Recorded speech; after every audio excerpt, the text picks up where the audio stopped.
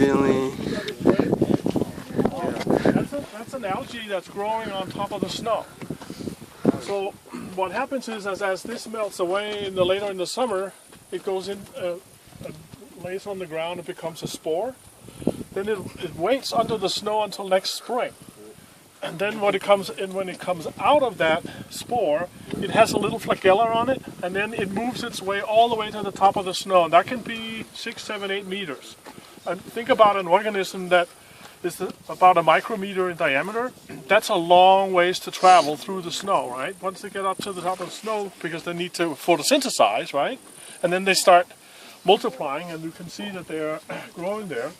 Then there's a little moth larvae the moth lays its eggs on top of the snow, and then the larvae graze on the algae. So it's a sort of a little ecosystem. So if you ever hear the word a snow crawler, that's really what that is. Or if you buy a sort of a Yukon drink, there might be a worm in there. That's the same thing. Okay, that's what it's from. You're looking out on the other side on the strait there. That's just the major migratory route for salmon, and you're looking over at Vancouver Island, which is the Canadians. So the first one of non-native to explore here was actually Spaniards. That's why it's called Strait of Juan de Fuca. Okay?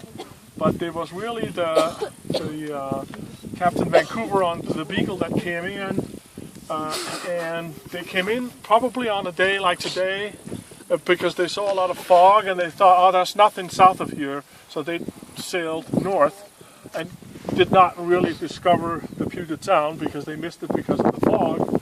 Otherwise, we would probably be in a Canadian province today. So they missed it. And the boat Beagle was the same that Darwin was on when he was on the Galapagos Islands, and sort of formed his sense of natural selection. So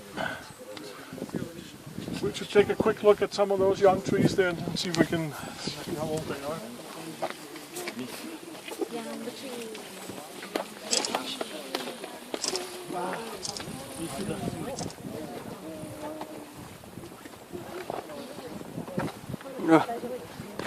No, what the hell?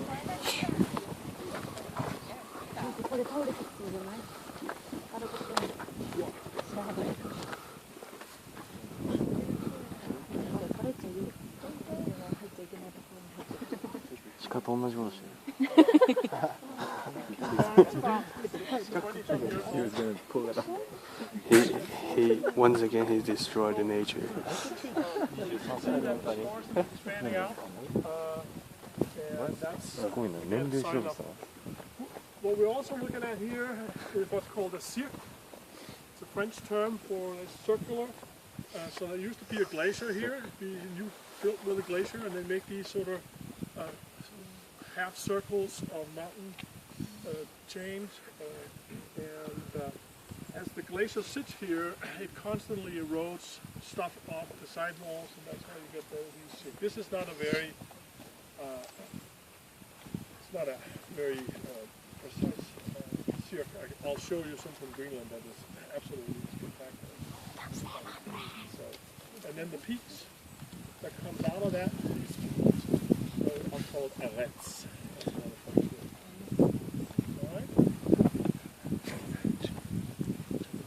So one other thing you can also see over there on the fire, that there were actually a couple of patches that did not burn, right? So it does not burn uniformly. So that helps seeding in the next generation of trees, right? So when we talk about disturbances, most of the disturbances here on the west side of the Cascades are really wind, and fires are kind of more rare. Once you have a fire, it lasts for a long time, and it usually covers a very large area.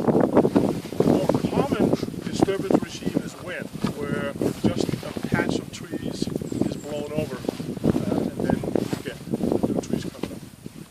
So disturbances are constantly reshaping the successional path, and we'll talk more about that when we get out to the rainforest. All right? questions? Over there, when the trees are blown down, will those start regrowing seedlings faster than the places with trees? Like still standing? Or slower? Or? No.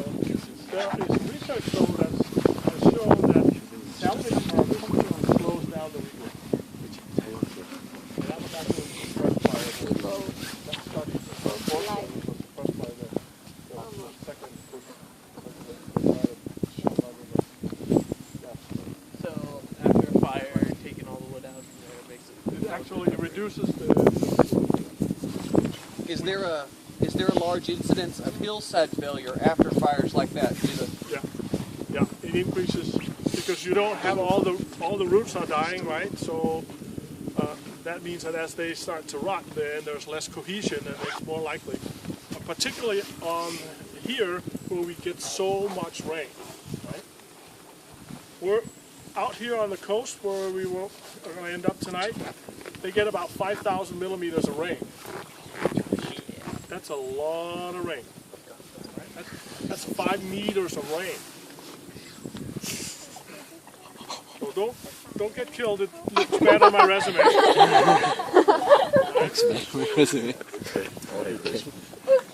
All right, let's retreat back and then. Did you get a handout?